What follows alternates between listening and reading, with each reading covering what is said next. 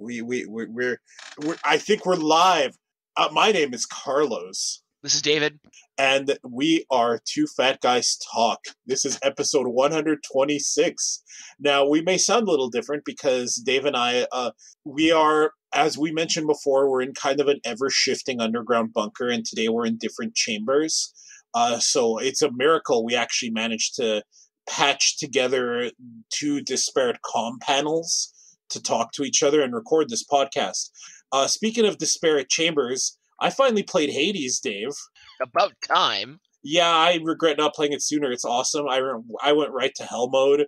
I'm having a blast. Supergiant, I haven't gelled with all of their games. I loved Bastion, didn't care much for Transistor, and didn't even touch the sports ball one. But one cannot deny their commitment to their craft, and they get there, supposedly, with no crunch and with making sure that their employees aren't overworked like some other places. This will come up later when we're talking about the video game awards. Oh, God. Dave, how you doing, buddy? Getting really tired of being in the underground bunker, I gotta say. Yeah, the underground bunker sucks. What video games have you been keeping sane with? For me, it's been Shadowlands, Hades, Jamestown Plus, both Puyo Tetris 1 and Tetris Effect. A combination of Hyrule Warriors 2. No, that's not the title of the game. We've been over this. What's it called, Dave? I knew that was going to trigger you. That's why I did it. I am hovering over the kick button in Zencaster right now.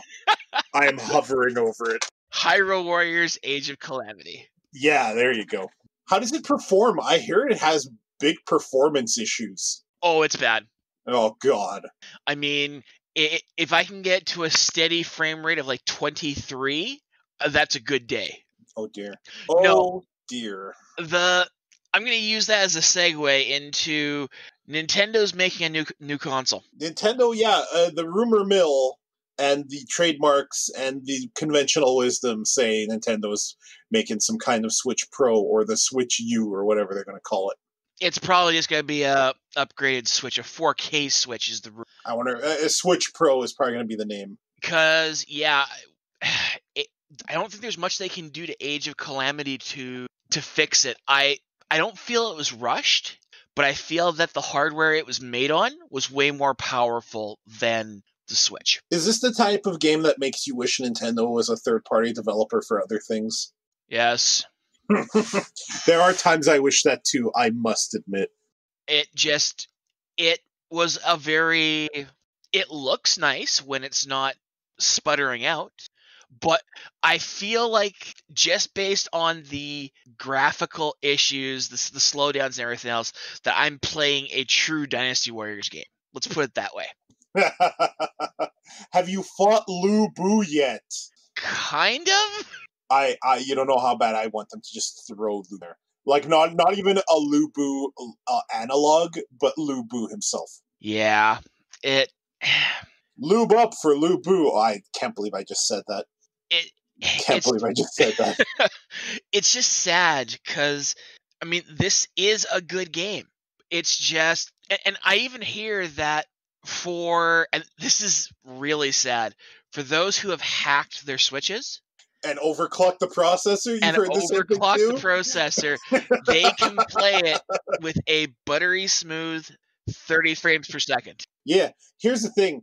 I'm not a frame rate whore, but I do want to hit 30 at least. If it's 30, I'm generally not complaining. 23 is just weird. If you go under that, your game better be doing something else to make up for it. Yeah, no, it's really sad that it released in this state, but I'm pretty sure they released it in this state because they realized there was nothing more they could do to try and hit that 30 frames per second. It might have been rushed. Development teams in Japan they've been having trouble with COVID. Like, they haven't really, if what I've been hearing is to be believed, things have really slowed down. A lot of development teams have not been handling the pandemic very well in terms of transition to a more work-from-home dynamic. So it could have been, the COVID might be the cause. Maybe it could have been optimized. We'll see. Yeah. Maybe it'll get patched. You never know. this game seems like one of those ones that Nintendo would have held out for a better patched, better performance version if that was the truth. And Nintendo usually doesn't pressure devs to crunch, from what I hear. They too, for all their shittiness, which we will talk about shortly, crunching devs does not seem to be on it.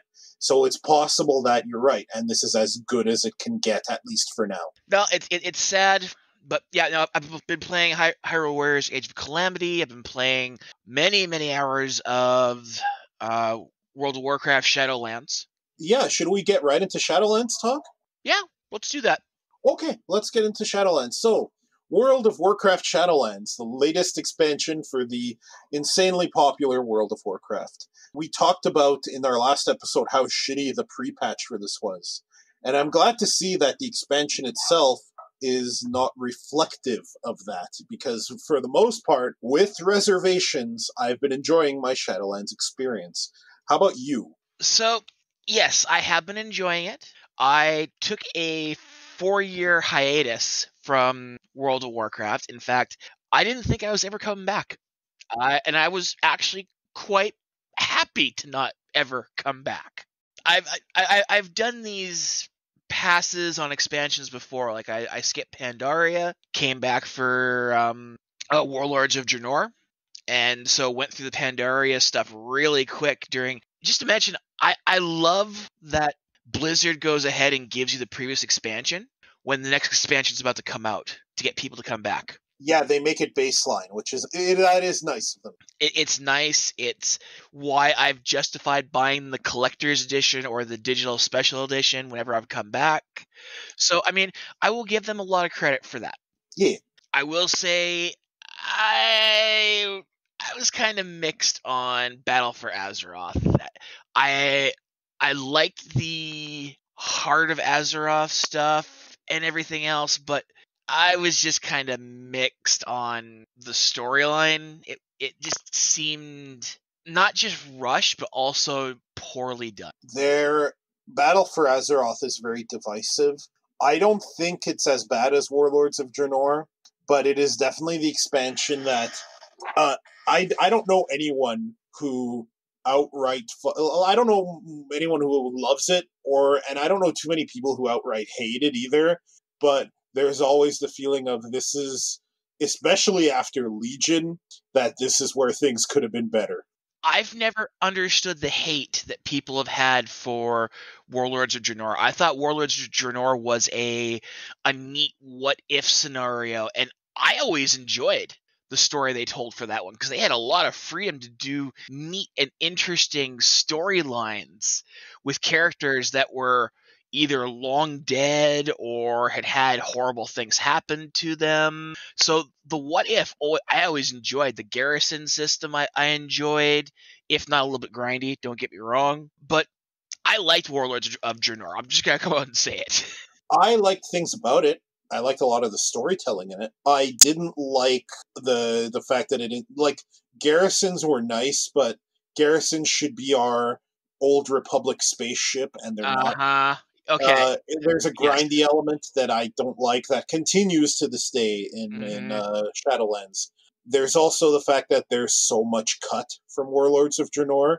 Like, there's whole videos of what was cut and what was supposed to be. And like, the Temple of Karabor was supposed to be the Alliance capital. Bladespire was supposed to be for Horde. There was supposed to be an entire rail system connecting all of Draenor. There was supposed to be more to the story than just ending it on Archimonde. Like, there was so much cut from that game, and it shows. Fair enough. I mean, now that you bring that up, I didn't know most of that. So I guess it's not really surprising that some things do seem a little bit janky, but what's there, I really enjoyed. It just like I enjoyed Legion, even though Legion grind is what made me quit the game 4 years ago. There are things about Legion I love, and things that I don't love. Legion had arguably the best pre-patch ever for an MMO. But back to Shadowlands, I've been enjoying my Shadowlands trip. I thought for sure I was going to take my main, who at the time was a Fury Warrior and now is back to Protection. I can't give up tanking. I just always go back to being a tank. I thought for sure I was going to go with the Venthyr Covenant for their ability and the general zone. And I thought I was going to hate Ardenweald because I hated Fal Shara, and I tend to not like the Night Elfy Tauren areas, right? But I loved Ardenweald. Like, the zone's gorgeous, the music's great, I like the characters and quests, and I like the ability that I got, and I ended up changing my mind.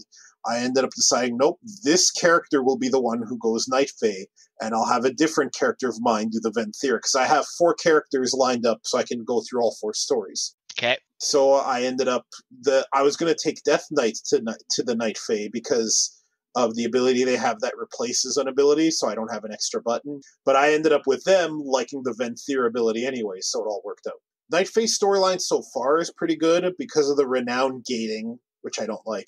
I'm only up to the boss. I just finished the boss in the story campaign. But I've been enjoying it. I like that you revive Ysera. I like that she's horrified at the play you put on.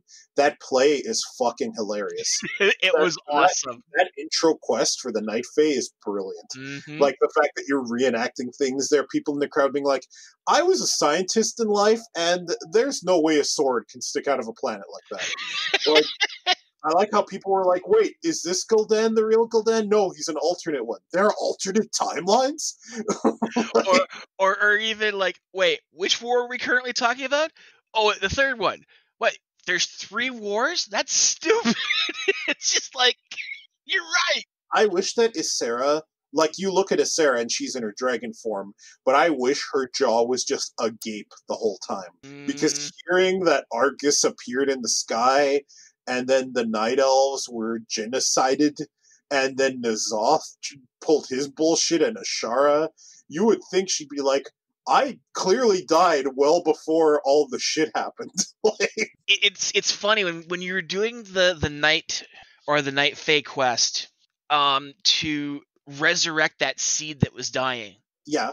I had it down to only like 1 or 2 people that it could possibly be this important to save, and Ysera was number 1, and I was going with one of the other night elf deities for the second one, but when it turned, was it Cenarius? Cenarius was one of the possibilities, but then I remembered he didn't die. Yeah, Cenarius is quite alive. Yeah. Yeah, so. And I was talking with my friend Nick, who I've been playing through the game with. Shout out to Nick. When he mentioned Cenarius, I'm like, whoa, hang on. He didn't die. We just beat the living crap out of him in the nightmare. And he's like, really? I thought he died. I'm like, no, Malfurion was healing him when we jumped in to kick Xavius' ass. Oh, Xavius. But roll your tongue back up in your mouth, Xavius. Exactly. But yeah, no, I mean, when it turned out to be Ysera, I mean, it makes sense. She's, the daughter of a deity and deserves to come back. Oh, yeah. And not corrupted either. Let's not do that again, for fuck's sakes. So, I think we are going to save Tyrande, but I don't know yet because I don't have the renown. I don't think anyone has the renown yet to actually do the thing. Well, you said you're up to and you've completed the boss? Yeah, the boss.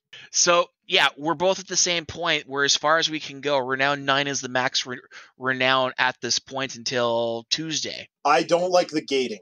This is one thing Warlords of Draenor introduced, and it has been part of WoW design documents since, and that's time gating. Not a fan of time gating. On one hand, I agree. On the other hand, I don't mind that. Okay, right now, the gating that I'm finding most annoying is the soul gating right now. So right now, just for anybody who doesn't know the systems that are in play in Shadowlands, you're building another base with whichever faction that you go with, and you're more turning things back on they let go to waste as they didn't have the resources to keep their areas going. Yeah, and as someone who is experiencing multiple covenants through multiple characters, the interfaces and mechanisms are very similar. Only some superficial and plot or mechanically irrelevant things are really different, other than the abilities you get. So you have this anima that you're continually getting through doing world quests and everything else. That's currency number 1. That's the main one. The secondary currency are souls. Yes. Now, every week right now we are gated by how many souls you can rescue to then use as that currency to unlock additional parts of your base. Right now we're limited to 5 per week. Once we hit a certain renown, you can then get, I believe it's either 7 or 9 a week. So like I want to, the next thing I'm going to unlock to level 2, Carlos, is my conservatory. Is that right? I've been holding off because I want that portal to Oribos really bad. I can spend the couple minutes and the couple gold to fly there. I want to get into the neat stuff within my base, not just, oh, now I can get to Oribos a couple seconds faster, whatever. I mean, when that happens, I alt tab out, read a newspaper or something. It's not. It tickles me that you alt tab out while your mount is flying through the in between. Yep. And you're reading a physical newspaper, and then wiping off the ink from your fingers so they don't stain your high-end gaming keyboard. As far as I get the whole teleporter easy getting around. I mean, that'll be probably the last thing I upgrade myself. But that's fine. I mean, we all have our own things we want to do within our bases. But it's going to take a long fucking time to get there. Have you unlocked any additional soul shape forms? I've unlocked the crane, and I was very disappointed. So I'm back to the Vulpin, but I'm hoping that we can unlock cooler forms. Yeah, I unlocked a... Ooh, boy, I don't even know what it's called, now that I think about it. What kind of animal is it? Is it a bear? Is it a cat? Is it a puppy? It's a cross between a... It's not the crane, but it's like a bird cat thing. Oh, the Larion? Might be the Larion. Oh, that's... How do you unlock that one? Good question. I didn't even know I could change my soul shape, and then I found the person who could do it, and they're like, oh, you can change into this. I'm like, oh. What okay, the fuck? I gotta find this thing. I mean, again, I've been having a lot of fun with this expansion. I really have. I do think this game is better with at least one friend playing along with you at all times. Because if I was playing this solo, I don't know if I'd be anywhere near as enthused.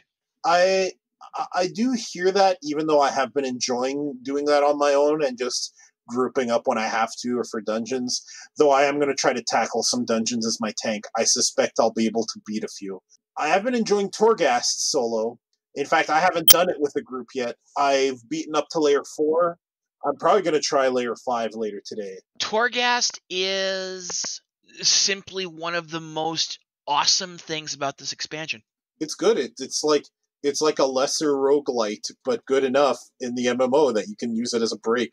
I mean, I do wish that I could get some currency or some gear from doing it. It absolutely should give you a piece of gear. If the solo challenge, if Mad World that I got, trying to get that always got me gear, so this should get you gear too. Yeah, that's my one criticism right now, is that you should be getting gear from it. But yeah, even then, even with not getting gear from it, you do get your Soul Ash. You get your Soul Ash, plus you get memories. Yeah. But just playing through the tower is an amazing experience with all the different builds you can do. I have not yet died in Torghast, not even once. You're lucky. I've not seen the Terragru. Well, actually... Poor Poe has, actually. I think Hunter might need some tuning, because Poe usually excels at clearing things solo with his Hunter, so... I haven't yet, myself, seen that enemy. I haven't failed a tower run. I came damn close on a pug. Oh, you've done it with a group? I've done it with a group, yes. Okay. We ended up... Our first floor was one of those trap floors. Fun. And we lost all but our last life on that floor. Oh, dear. Oh, yeah. And like I was ready to say, okay, let's just end it here. We'll go out. We'll come back in. We'll try again. But they're like, okay, no, we got this. Let's go. I'm like, oh, crap. No, let's just do it. But once we got past the trap floor, we were fine. Some of those trap floors are not very friendly, to say the least. But no, I mean, Torghast is a amazing idea that I'm glad they borrowed from Final Fantasy 14. Yeah, this is actually way better than the Tower of the Dead in that game. Yes. And even Kiki, who plays that, she's seen Torghast streams that Poe and I have shown her over Discord, and she's like, "Wow, that place looks super cool." Yeah, and it is a neat looking place. I just love all the things they put in there. The way that they're showing off a bunch of the stuff that you can actually do to your armor. It eventually in Shadowlands. It is a great way to do things. Yeah, I think I'm going to go full tree armor once I've unlocked all the appearance. I'm going to become a tree warrior. I think I'm digging that look, to be honest with you. In terms of gearing, because I like to play solo a lot, I've been farming versatility, and it's really easy to get a full set of versatility gear that you can upgrade through honor, and I even got one conquest piece, a level 200 shield. I have no interest in doing rated PvP. I might do a little bit of it just to get the vault item, the one vault item for it, but I kind of wish that gearing for PvP or gearing solo was still, viable, but it at the very least can give me a versatility heavy set, which is the secondary stat I value as someone who likes to survive alone. Yeah, I'm never going to touch the PvP ever. So that aspect is lost on me. Yesterday, I played like 8 different PvP things, and I won all but one of them. And I was like, I have never been this successful on PvP, especially as Alliance. I'm not sure what happened. We all just clicked, and we dominated. It can happen. It's rare, but it can happen. Blizzard insists that the win-loss ratio between Alliance and Horde is pretty even. I don't know how much I believe it. Bullshit. Like, it seems that whenever I'm playing Alliance or Horde, I always get the bads. But I also don't want to be one of those people who blames everyone but themselves, so... Look, PvP is a group thing. It is a group thing. There's no solo dueling, which I wish there was. Yeah. What else? Okay, well. And then we gotta talk a little bit about the bad side of Shadowlands. So, yeah, the gating, which we've talked about briefly. The gating is... I like that people can't just be at the end game content immediately. On the other hand, you shouldn't slow down the ones that want to put in the time. I'm assuming for the raid, you're going to wait for Raid Finder next week, right? If I even touch it. If you want to tank, well, you're going to need 2 tanks. I don't know if Nick is tanking, but just let me know, and we'll arrange a time that we'll try to conquer it with the randos. What do you think of the new mission board? I don't care for it. It is better than the past mission boards because you actually have to think about placement. It's still a form of gating. I still want my Old Republic spaceship where I can have all my garrison followers, all my class followers, all of my alts in an army that I can just pick and choose these things as I see fit. I would much rather have them as NPCs to do the dungeons with than have this stupid mission board they put in every goddamn thing so that there's a reason for the mobile app to exist. And I do use that app. It's a handy way to do multiple characters' missions. And especially since you can now do it all the way back to Legion on the same app, which is nice. But I don't like it. Yeah, you're part of the problem. What the fuck? I am hovering over the kick button again. Gonna interrupt your spellcast so hard. No, why am I part of the problem? Because you're basically letting Blizz know that having that app and having these mission boards are just fun. Dave, we are actively making Bobby Kotick richer. We are both part of the problem. Damn it, don't remind me of that. We are making Bobby Kotick richer. We both got hype when Sephiroth killed Mario. We'll get to that a little bit later. Even though Nintendo's shit. There is no ethical consumption under capitalism. Just live your damn truth. I can't really argue that, unfortunately. I've not experienced all the Covenant stories. It kind of sucks that you have to make 4 separate characters to do that. I still wish there was a way that you could just jump around and experience them all on one tune. But, I get why they did this too.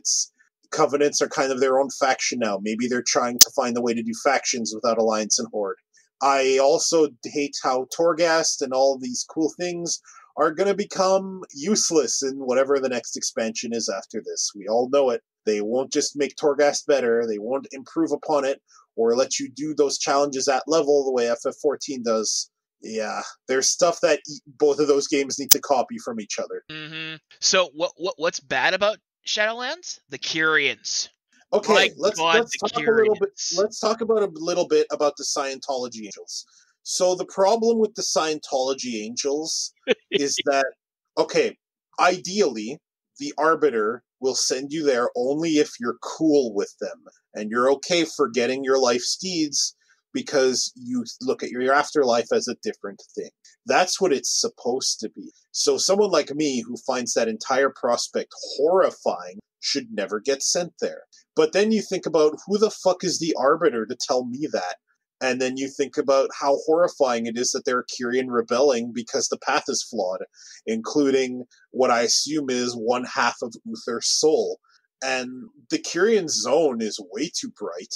I don't like it visually. There's one start enemy hovering over the void that I keep trying to catch, but it turns out you need items to do it. The Kyrian zone led me to believe I could jump off the Shadowlands anywhere, and some Kyrian would just come save me. That doesn't happen, Dave. If you jump off in other parts of the Shadowlands, you just die. Yep. I glided out to an island in the middle of the void in Ardenweald, and I had no way back, so I'm like, fuck it. I'm just going to jump off and let someone catch me. Here I go. Dead. And then in the Maw, because when you first go to the Maw in the intro quest, you get saved if you jump off. I tried this, but I accidentally misjudged where a bridge was, and I went hurtling into the void, and I died again. That one was my own damn fault. But I mean, still... When you did that, I was laughing so hard. It just... hovered over the uninstall button so hard. No, I didn't. I shouldn't have glided out there. I'm going to get to go there anyway. There's going to be flying in a future patch. Why did I do that? That was stupid. I should have been patient. I was hunting for secrets. Yeah. There are secrets in WoW. I was hunting for secrets, and I got curious, And curiosity killed the car. It killed the car. You are not even wrong. I got the frog mount, the gulper, the arboreal gulper. It's a cute mount. It's a cute mount. I don't know why it can't swim for shit, but it's a cute mount. Yeah, no, the Kyrian, and look, you're not going to always agree with different factions and everything else. It's what makes storytelling. But the Kyrians just really rubbed me the wrong way in that they were much like the space god things the Draenei worship. The Naru. Who, by the way, factor into the Venthyr story. More on that in a moment. That doesn't surprise me, because I mean, let's face it. Those guys are, when they tried in Legion to turn Illidan into a paladin, basically. They tried to force paladin. They tried to Cecil him. Yeah, and he blew them the fuck up. I was cheering because that wasn't cool. I don't often agree with Illidan's Storm Rage, but he was right. Yeah, exactly. So to actually have a whole zone of people like that, I'm just like, yeah, I do not like this zone. I do not like you people. I will help you because reasons. What? I think the game tells me I have to. Yeah, I kind of have to continue, so I'll help you, but I kind of agree with your bad guys of this zone. Now, two responses to that. The first is, and they're both are in response to that. Yeah. The Necrolords are awesome. They stitch together their own bodies, but they're happy with it. I look at the Necrolords as an allegory for people in the real world expressing themselves as they want to be. Because the Necrolords, they are not ashamed of their physical appearance. They're not afraid of stitching their bodies together. They're kind of like if the Scourge was good guys.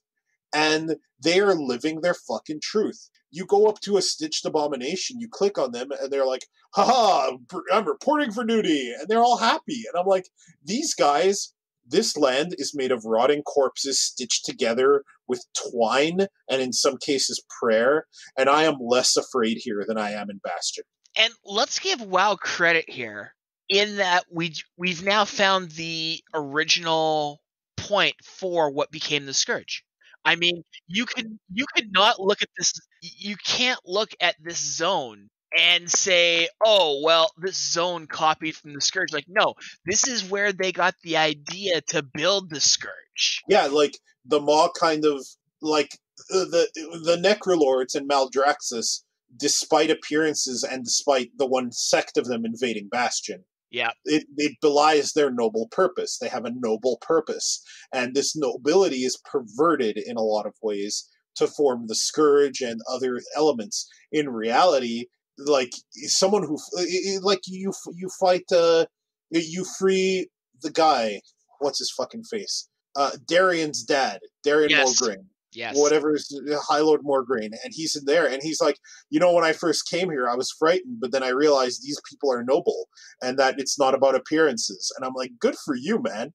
Yeah, I like Maldraxxus, especially as a contrast to Bastion. The only reason I didn't go with them is because I like the Nightface stuff just a little more.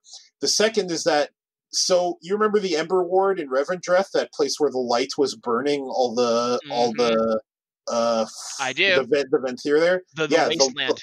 That wasteland was caused by the Naru. You learn in their Covenant campaign, I peeked ahead a little bit, is that there was some unspoken atrocity that Denathrius did upon the light, and so the light smited part of Revendreth. Oh. And in fact, in that raid, the ending cutscene, do you care about spoilers? Go ahead. During that Covenant campaign and during that raid, you work with a Naru who is there to imprison Denathrius in a prison of light. So again, WoW is really leaning into the cosmic forces thing, and I really dig that. Like, I assume you did the side quest in Bastion where you look into the past and you stop the invading void, right? Not yet. Okay, it's one of the side quests. It's pretty cool, actually. The way that I played Shadowlands so far, at least, is we did each area's storyline up into the point of going on to the next one to be able to actually choose a covenant and be able to start earning anima. Yeah, I did the same thing. I did some of the side quests on the way when they were convenient. Even then, we skipped anything side questy after Bastion. Gotcha. Just so we could get to that point where, when we're doing the main storyline, we're earning anima and being able to build our bases and everything else. So we haven't gone back to that just because we've been focused on the tower and the grindy stuff to get through that every day / week. Oh, I gotcha. Shadowlands, because of the grind, is going to be a work in progress, and it will be an ongoing review of how we think things are going. So far, again, other than the grindy elements, I think this expansion has been the best one they've done for a long time. I really like Shadowlands, with reservations, and I hope the reservations are addressed, and that the things I like are amplified. Yeah. Okay, so what should we talk about next? We don't have to talk about Saga Frontier if you're not really into that. We can keep that for another podcast. Okay, then I'll just say this. So Saga Frontier Remastered is something I'm looking forward to, but because of time constraints, not really going to talk about it right now. I hope people weren't really looking forward to that, because we are going to jump right to the Game Awards. Oh, good God. The Game Awards, Dave? So... Or are we gonna... Or not? We don't have to, I guess. No, I think we have to kind of cover the Game Awards. We can go right into Nintendo right after it. Okay, well, actually, we can do Nintendo real quick first, because it kind of frames everything. So, okay, so Nintendo's been shit. They've been... You've read about what they've done. I'm sure anyone listening to this has read about what they've done. And this is just a reminder, folks. Corporations are not your friend, not even Nintendo. They are capable. They just want your money, and they'll do anything they can to protect their interests, whether or not it's the best course of action for them or for you. I hope Nintendo realizes the error of their ways. I'm not holding my breath. And let's just go on the base that maybe our 3 listeners haven't heard. Nintendo shut down a game tournament because they were going to be using a emulator that would allow rollback netcode in these trying times of the pandemic. They shut that down. Now, Nintendo should have found a way to work with them. I'm never going to argue with that. On sheer copyright infringement, I understand the legal dilemma, but again, Nintendo could have found a way to work with them. Yeah, sorry, go on. Nintendo also shut down a stream of Splatoon because they were showing solidarity with people who were opposing what Nintendo did to the Melee community. And so they shut that down. It was no longer streamed for the rest of the tournament. And they also shut down a charity sale of a bunch of custom what would you call them? Shells? They were custom Joy-Cons fashioned after a phrase that late streamer Etika, rest in peace, said. And most of the proceeds were going to charity, with the only stuff that the Joy-Con maker was keeping was to continue production. And Etika was a huge Nintendo fan. I actually watched a bunch of his stuff before he passed away. Mm-hmm. And it was sad he couldn't get the help he needed. And a lot of these proceeds were going to suicide prevention and mental health causes. And Nintendo, again, could have worked with him. And Nintendo just cease and desist. And after all these cease and desists, it's just not a good look at all. But I hear you, there's a legality thing. But, most genocides were legal. And law is not the be-all, end-all. Law and order can be evil things, as we've seen in 2020. I mean, it's unfortunate that the legal system basically forces Nintendo's lawyers to go after these sort of things, or else they show it's okay and therefore give up their legal recourse to go after people. Well, here's the thing, though. There are other companies that let it happen. Sega lets people make fan games of their properties all the time. They don't give a shit because they know that's good press. Yeah. ArcSys actually hired the people who were making an unofficial rollback mod for Guilty Gear Accent Core. They actually hired them so that they could continue their work, which is fucking fantastic. Jesus, that's the ideal thing to happen, and ArcSys did it, so we got to give them praise. It just, like, Capcom has had a lot of community. Whatever issues you might have with Capcom and how they handle some things, they're fairly supportive of their community, putting money. Even WB puts real cash and support behind the Mortal Kombat community, right?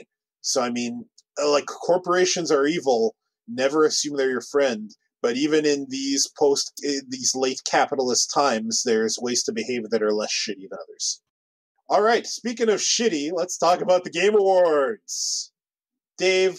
What a waste of time. Here's the thing, though. Unlike when I went over to your place last year and we just were bored for 3 hours, this time I was watching them from the comfort of my computer on Discord with you and friends. We were laughing about it. We were having fun. And we could disengage from it and do other shit at the same time. So it was whatever. The awards are whatever. The Last of Us 2 is a shitty game that paid its way to have awards. Whatever. Hades should have won half the shit that Last of Us 2 won. But the announcements, some of which are kind of interesting, right? Sephiroth and Smash, we don't need to talk about Smash because neither of us played competitively, but how cool was it that they let you think Mario got impaled for like 3 full agonizing seconds? They lingered on that shot for so long before showing you, no, folks, he's fine. Masamune just went through a suspender. That trailer, whatever you think of Smash or Sephiroth, that trailer was fucking hype. Now, I thought you were going to be all for Back 4 Blood because I thought you were a big Left 4 Dead guy, but it turns out that wasn't you. It was another friend of ours, friend of the show, Richie, who, shoutouts to Richie, he's been on the program before. He's the one who likes Left 4 Dead. So I guess he's the one who is all for Back 4 Blood. But it's interesting that and the Dead Space thing, whose name I forgot, I apologize. We see creators of original things not liking that the company who owns the thing isn't making a thing that's like the thing. Yeah, I mean, they're filling that niche. If Steam isn't going to make their own version of Left 4 Dead, a new version, then another company will fill that spot. People want more Dead Space style horror games in space and things like that. If they're not going to do it, somebody else will step up. It's just the way that the video game market is. It's sad that we can't have another Dead Space game that isn't horribly tarnished by management influence, because that's what killed the Dead Space series, sadly, is they wanted more money. They wanted to rape and pillage with its DLC and its one-time microtransactions, and management just makes everything worse. Yeah, bad management. We learned recently that Supergiant does not enforce any kind of crunch, and they actually pay attention if employees feel overworked. And they put out great game after great game. And, the fact that Hades didn't win the stuff it should have won, but Last of Us 2, which A, was subject to horrific crunch, and B, is a piece of shit, won a bunch of stuff, is just kind of telling. But hopefully Back 4 Blood and the Dead Space successor will find success. Just mentioning about a couple of those awards, how in the hell did Doom Eternal not win the music category? How in the hell? Oh yeah, what won that again? Was it The Last of Us Part 2? Yeah! Fuck off. I listened to 3 tracks in Hades when I played yesterday, and I'm like, how did this not win the music award? But yeah, fucking the music in the new Doom games is incredible. And fuck off. I refuse to believe that Sony didn't just pay their way in to kind of deflect from the controversy of it. But we all knew that. Award shows are all scams anyway, right? Like, why should the game... Look, I like Jeff Keighley. He seems like he's really into gaming. He really is. But he's also, he's not above the kickbacks, right? It's just so sad that The Last of Us won so much in those awards. It comes across as paid. I should note, I have not played either Last of Us game. I've seen an entire run of the first game, and I thought the first game looked cool. I wanted to play it. And I've seen enough of the second game to know that it's shit. However, I do want to play through both and make a Plague of Gripe style video about it, partly so that it's out there, and partly so that maybe I'll see that my mind changes when I actually get my hands on it, But The Last of Us Part 2, though, the fact that it's getting this much praise just sickens me. It's so gross. The first game deserved praise because it actually merged its narrative and mechanics well, and the second game is just so up its own ass. I can't stand it. The Game Awards. But what other announcements were there? Perfect Dark 2, finally. Finally, we're getting a sequel to Perfect Dark. It's the sequel that people asked for back in the day and that nobody cares about today. I kind of care. I like Perfect Dark. It was very innovative for a console shooter, and it was doing stuff like bots when Halo didn't. It does a lot of cool things, and it really needed a sequel sooner. You're not wrong. I'd rather get one late than never, though. I think that's my biggest problem with that announcement is, like, I'm not trying to be mean when I say it's a sequel that people don't care about today. Because here's the thing. They went back and they did a remake / upgrade to Perfect Dark not that long ago, in the last 2 or 3 years. Yeah, huh? And it didn't do that great, because what it did fantastic back in the day has been improved so much since that, without doing that sort of upgrade to bring it up to today's standards, Perfect Dark just isn't what we remember it being, that great, fantastic game from yesterday. It's an old game by today's standards. So reviving the Perfect Dark franchise, I don't think is going to do what the devs want it to do. Now, in fairness, there's nothing to say Perfect Dark 2 can't be good. Like, Absolutely. This is an entirely new game, right? Yes. It can throw out what doesn't work anymore and build on something fresh, right? Yes. It's like, just because Halo 4 and Halo 5 kind of suck doesn't mean that this next one is going to suck, right? Maybe it will, but it'll be of its own accord. And you mentioned Halo 5 there. Now, I don't think you or I have played Halo 5 at all. Yeah, you know what? You're right. Call me on my bullshit. I haven't played it yet. It's just everything I've seen.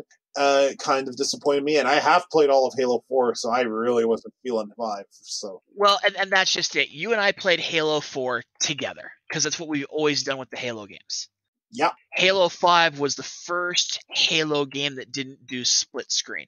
And that killed you or I touching it at the time because, well, you didn't have an Xbox One. And we'd have to buy a copy each and everything else. I mean, is Halo 5 on Game Pass? We could play it now. I don't know. After we're done the stream here, I'll look that up. Cool. And actually, that brings up one topic that we didn't have on our list, but I thought I'd touch on it just briefly here. Yeah. Split screen co-op and multiplayer games are way more important now than they've ever been. In this year of god-awfulness that we have called 2020, if we didn't have multiplayer games and the like to play with friends to keep in touch and everything else, I can't imagine how much worse this year would have been without stuff like that. Even things like Discord, where yes, I can play Sonic Mania or Jamestown Plus, stream it to the group, and if they're not playing their own thing and they just want to watch me as they chat with me, that has been a bonding experience. It's like being alone with friends, right? Like, that's much better than going insane by yourself. And this is coming from me. I'm antisocial as shit, but no human contact would still drive me crazy. Yeah. So these services have been great. Like, shoutouts to Discord. Yeah, Discord has definitely risen to the occasion, had way more servers added so that people can do these sort of conversations, and I've never had to hit the frowny face to rate a call session. Hey, while we're at it, shoutouts to Zencaster for also being there for people and having discounted plans in this time of pandemic. Yeah, I may have to. We might have to renew that. It's great. It's just easy. Like, I realize we're in this bunker and we had to patch into Zencaster, but they were there. Like, from their part in the bunker, they were able to support us. So, this year has been, yeah, it's been a year. At least we've got a little bit of positive potentially down the line here. What, with the Pfizer vaccine? Well, the vaccines, period. We don't have to single out Pfizer for that one. It's just we have vaccines on the way. Well, okay. I am not an anti-vaxxer at all. I had my flu shot a few weeks ago. I think I know where you're about to go, yeah. I am a little suspicious of the Pfizer vaccine given how fast it's coming to market and the financial interests involved. I don't think it's been tested enough, but this is one time capitalism is going to save us a little bit, because financial sector people are claiming that they're a priority to get it, which is bullshit, but whatever. Let them be the guinea pigs. If there are going to be horrific side effects, let them be the ones to find it. I honestly think at this juncture, the first people to get it should be our politicians. And yeah, give it to the investment bankers. Because if it becomes a Will Smith horror I Am Legend, that's the one you thought of? Yep.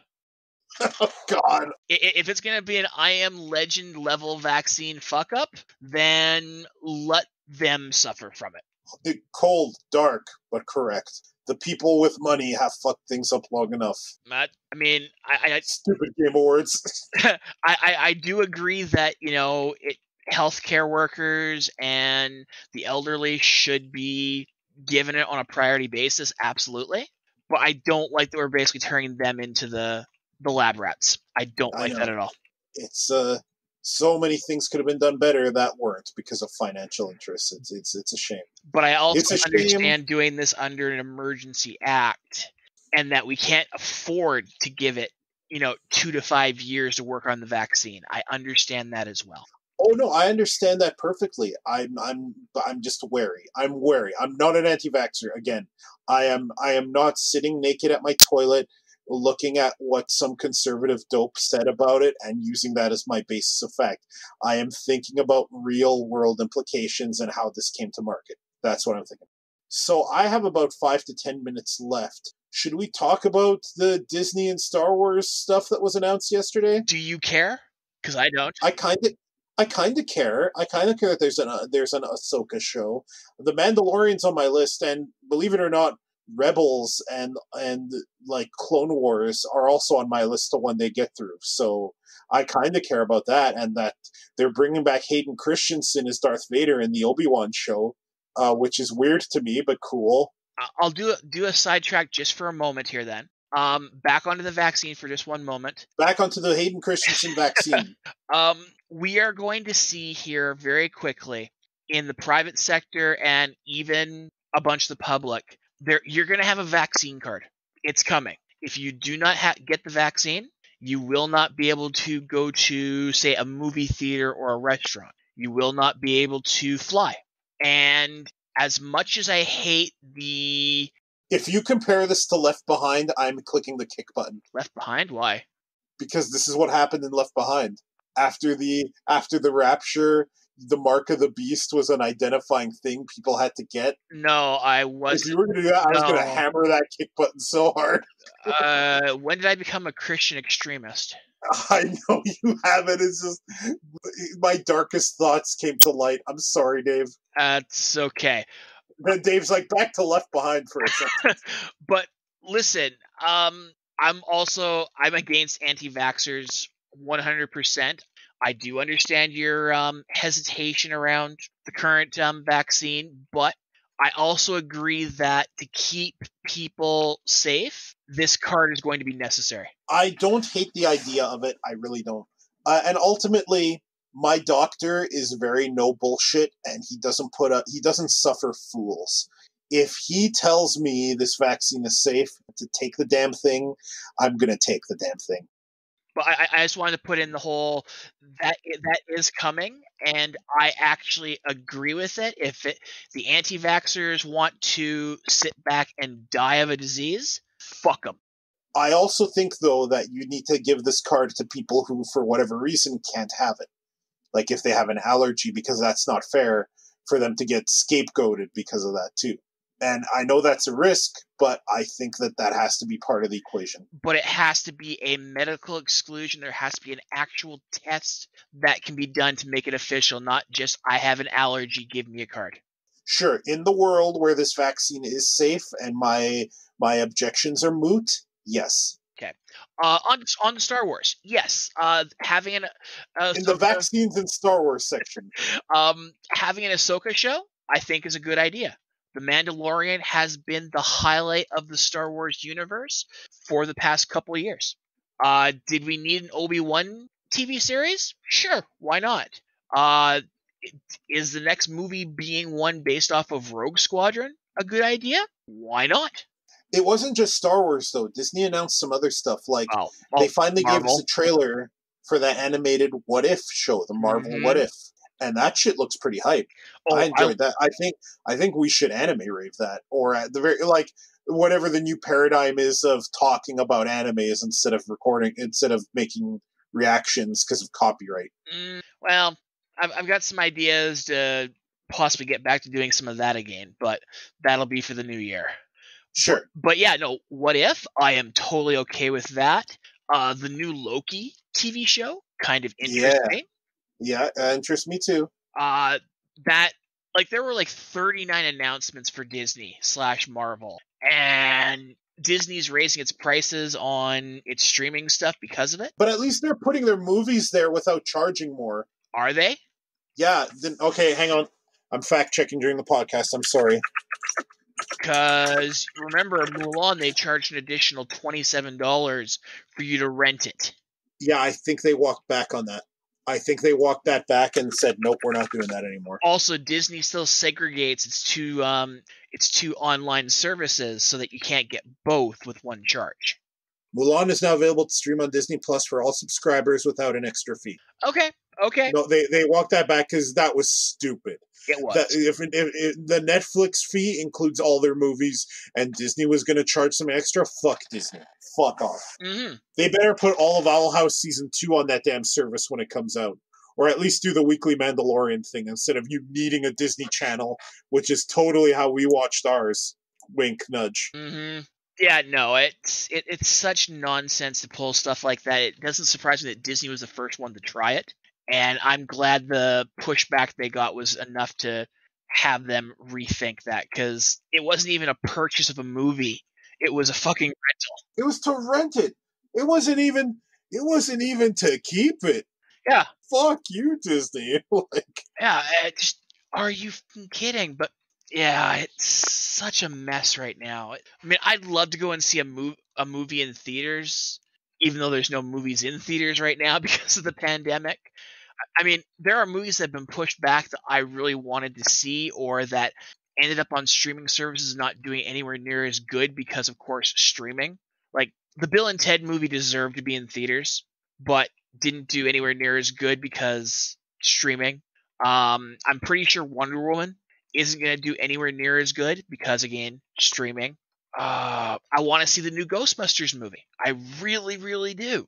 But it's being pushed back because they want that to be in a movie theater. It's just every movie for the next year or so. Well, the last year and the next year, everything's just totally screwed up until this vaccine is out there and the people are vaccinated. As an antisocial person who hates other people, I am fine with never going to a movie theater again, because the only highlight of a movie theater is going with people I like. I'd rather be insanely rich, have a perfect home theater setup, and just have people over for that. Like, I'd rather do that. But I hear you. Some people like that experience. Not me, but some people like it. So I do hear you. We have to rapid fire through some last points real quick because of time constraints. Okay, Cyberpunk 2077. I haven't played it. I don't plan to play it. I think that them keeping epilepsy triggering things in the game is a level of artist fuckery equal to throwing shit on a canvas and charging money for it. Gonna stop you for a second there. Already fixed. Good. I've seen it being played. I've seen a friend of the show streaming it, and I'm sure you've played it, and it looks pretty, and it seems like a good game with some bugs that I've already seen. So I'm actually waiting for the end of the month when I actually have time. Oh, you haven't played it yet? Nope. Okay, then we'll have more impressions later. The Tetris stuff, the open letter from Doremi to Tetris Company, I sent you that. There are some issues with Puyo Tetris 2 and with Tetris in general. I hope Tetris fixes their shit because I've been getting into Tetris a lot and I want to become a better player, and I'd like for Tetris to evolve beyond just four wides and games that aren't great Tetris sims, and them cease and desisting things that don't actually violate Tetris copyright. What else? Saga Frontier Remastered. I'm looking forward to it. I don't know if you are. Okay. What else? Rapid fire. Dave, rapid fire some stuff so it's not just three things. I don't have much more than what we've talked about, my friend. God damn it. What? That's fine. Okay, that's fine. We talked for an hour and a half here. Well, an hour and 6, but it's fine. Okay, folks, what did you think of the Game Awards or anything we talked about? And maybe you have some thoughts on some of the stuff we couldn't quite cover this time, like Cyberpunk 2077, Saga Frontier Remastered, or the new Pocky and Rocky coming out next year. Leave us a voicemail at twofatguystalk.com. And remember these words of wisdom by Dave now. Words of wisdom, eh? Put me on the spot for words of wisdom. Dave, people call you the voice of reason for some reason. And because of that, you should have some words of wisdom ready to go at all times. Like what you like. Don't shit on things that you don't know too much about. And always keep an open mind. I feel personally attacked. See you next time, folks. Later.